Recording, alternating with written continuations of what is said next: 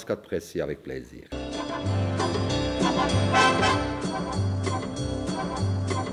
Tout le monde critique les États-Unis, mais tout le monde a un iPad, tout le monde utilise Microsoft, tout le monde aimerait aller étudier au MIT à Boston. C'est ce paradoxe. C'est ce pays qui accueille, c'est le pays qui immigre énormément de monde, qui a compris que l'immigration est importante, aussi bien pour la diversité culturelle comme pour la richesse du pays.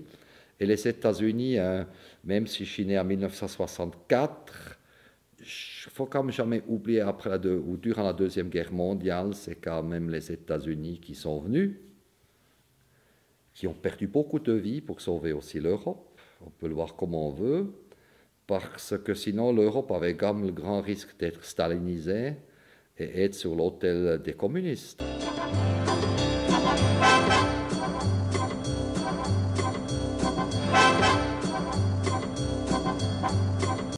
Un 12 pour moi, c'est un nivellement vers le bas. Moi, je vous donne un exemple.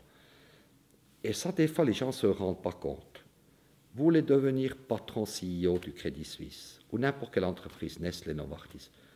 Mais imaginez-vous la complexité déjà de la tâche, du parcours, les exigences, tous les tests, les examens que vous devez passer. Avec un 12, tu dis à un jeune, écoute, qu'est-ce que tu veux que je fasse des études, que je m'engage?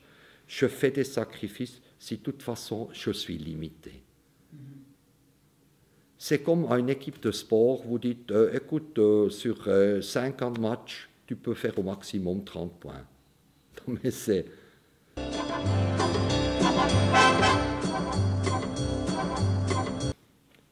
Moi, je suis le premier à admettre qu'il y a eu des exagérations. Mais aujourd'hui, après la crise financière 2008 qui s'est faite, ces exagérations sont en train de se corriger. À l'intérieur de l'entreprise, et puis le Parlement fédéral a aussi fait son travail. Vous voyez ce qu'on appelle too big to fail par rapport aux banques, et aussi la pression internationale avec l'OSCE. Les choses sont en train de se corriger comme en 1933, après la Grande Dépression. Mais il y a des questions élémentaires. Est-ce que, pour moi, il y a toujours un exemple flagrant, ce qu'il ne faut pas faire. Est-ce qu'on veut devenir comme les Français? Moi, je suis fils ouvrier. Je viens de la Berne profonde. J'ai eu cette notion de travail, de responsabilité. C'est que pas l'État de m'aider pour intervenir, qu'est-ce que je dois faire, jusqu'où je peux aller. Ça veut dire ici, ce qui m'énerve déjà tout particulièrement dans le canton de Neuchâtel, c'est cette notion, et je l'appelle, j'ai le courage de mes propos, on est francisé, c'est-à-dire on a la logique de la France, et l'État doit tout faire. Hein. Cette notion un petit peu déguisée de Gaulle. Le général de Gaulle, ce n'est pas ça ce qu'il voulait, mais aujourd'hui, c'est le résultat final de la France. Et puis le canton de Neuchâtel est un peu dans cette même logique. Les mauvaises langues disent même que c'est le 96e ou 97e département de la France. Voilà, c'est dans ce contexte, pour revenir à votre question, et 1,12, est-ce qu'on veut se scier sur la branche sur laquelle on est assis? Vous me parlez que je voyage beaucoup, mais la Suisse, vue de l'extérieur, on est adulé. Mais comment vous faites? Mais c'est magnifique. Parce qu'il y a cette collaboration, ce partenariat entre employés et employés. Il y a les syndicats qui essayent aussi de jouer un rôle proactif dans les conventions collectives. Ce n'est pas à l'État de faire. Mais on est en train vraiment, si cette initiative elle est acceptée, on tourne au 19e siècle.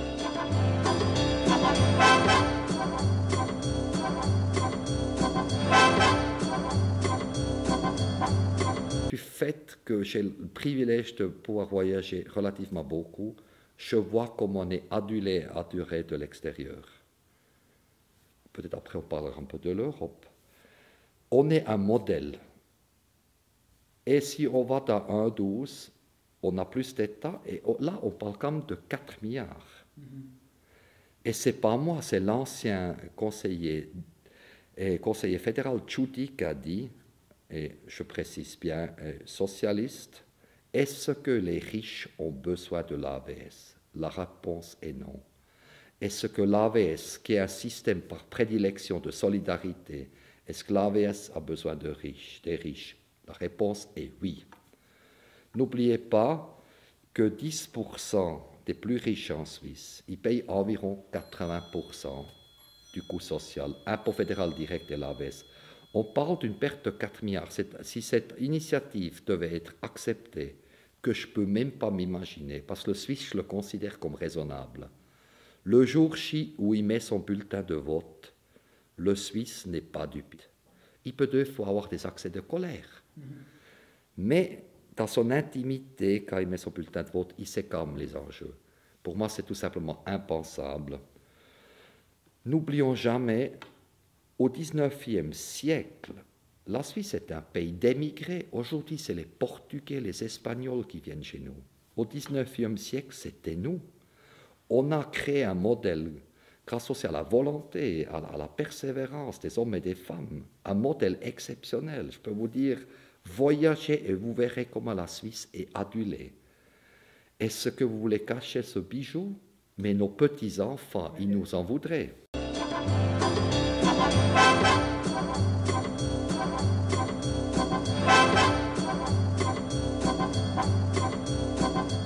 Je vais vous répondre par rapport à mon expérience internationale et surtout les États-Unis. C'est la méritocratie. C'est de dire je peux y arriver. Les Finlandais appellent ça, les Finlandais, dans les années 40, quand ils se sont battus contre les Russes, ils ont le ciseau.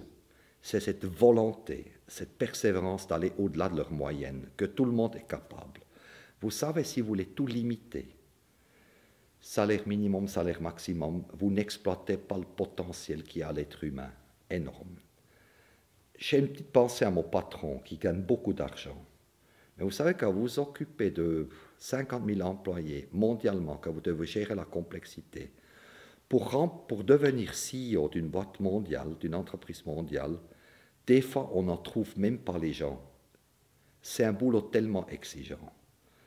Alors, laissons le marché réguler, laissons les partenaires sociaux, ce qui marche extrêmement bien en Suisse, les syndicats avec l'union patronale. Laissons les gens discuter et ce n'est pas à l'État d'intervenir. Imaginez-vous déjà un 12, intellectuellement. Donnez-moi une raison pourquoi ce n'est pas un 14 ou un 7. Mais ça n'a aucun sens. C'est une incohérence flagrante. Okay. Est-ce que j'ai répondu à votre question? Oui.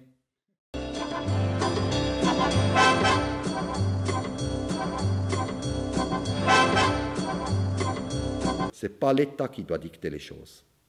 L'État doit mettre les conditions cadres, je veux dire, des conditions cadres que j'appelle constructives, progressistes et pas du tout marxistes.